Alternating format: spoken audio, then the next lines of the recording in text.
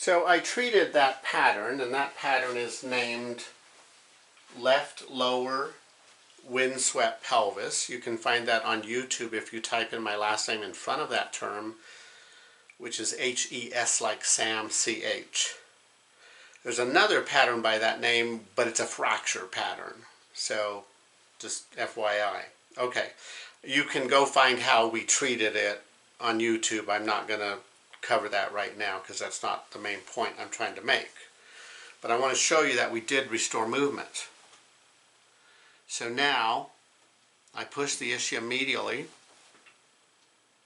but then I wait 10 seconds because of her hypermobility syndrome. I need to make sure I take up every little bit of available tension, movement, and then now I'm going to spring it. Boom, there's the movement. Okay. The other sign of change would be change in the ligament tone. I'm on her sacrotuberous, and now I can indent that. Okay. I did not have to directly treat the tailbone. It actually straightened out when we straightened out the lower pelvis. And she made the comment that she could feel when the motion was stuck, and she could feel when the motion was restored. And so I hope I've made a good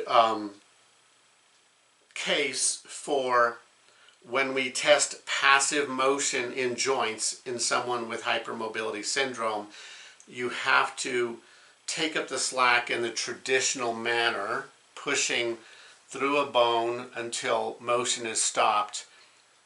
But you have to wait about 10 seconds to just make sure, you know, it's completely taken up before you then do the forward thrust spring test.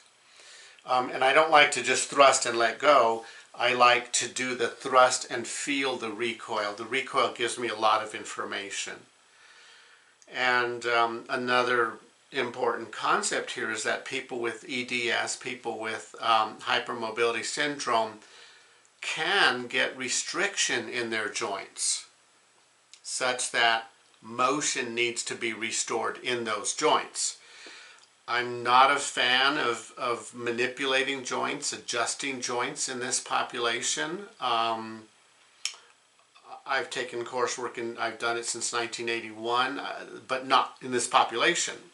I don't think that's necessary. My preferred treatment is a much more gentle approach to restoring motion in joints. And the other point I want to make is that when doing stretching to this population, the same thing as when mobilizing the joints, you need to be very, very gentle in the amount of force you apply.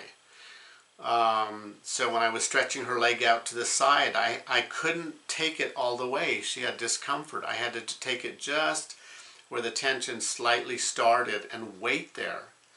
And after a period of time, I was able to stretch it a little bit further.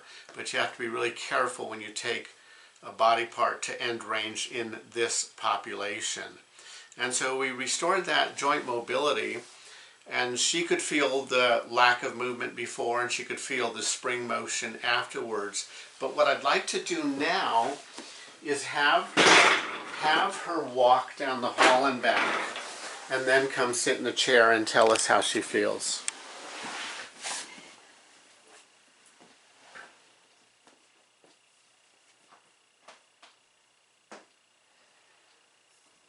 And that pattern is not described in the traditional literature. It's in my book, it's in the webinar that I teach clinicians. How does it feel walking? It feels much different. Much different? Yes. Tell me what that means. I feel normally when I'm walking it's kind of clunky, like I'm uneven somehow. Uneven? And like now it's obviously sore from getting manipulated and stuff like that, but I feel like more symmetry. Like I don't have to compensate on one side or the other for Okay. the clunkiness. Okay. Like, I always felt like some parts were moving and some parts weren't. And when you were doing the spraying, I can feel the difference between when it was stuck and then when it was released, because it felt like nothing was moving, and then I felt like the movement afterwards. So I do feel the difference. Good. Come and sit, please. Okay.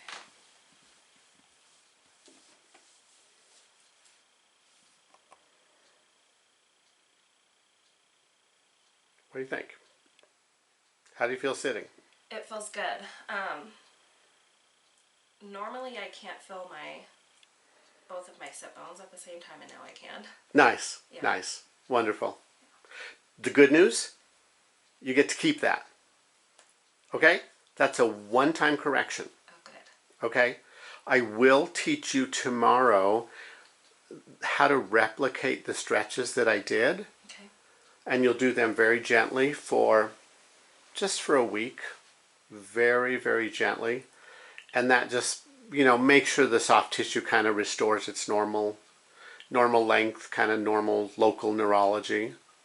But it's not going to go back and get stuck again. That doesn't happen. My work is called interventional manual physical therapy.